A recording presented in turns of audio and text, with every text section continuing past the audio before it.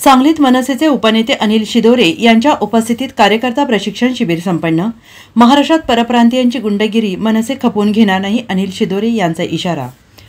सांगलीत महाराष्ट्र नवनिर्माण सेनेचे कार्यकर्ता प्रशिक्षण शिबिर संपन्न झाले। मनसेचे उपनेते अनिल शिदोरे यांच्या प्रमुख उपस्थितीत आणि जिल्हाध्यक्ष तानाजीराव सावंत यांच्या नेतृत्वात हे कार्यकर्ता प्रशिक्षण शिबिर संपन्न झाले।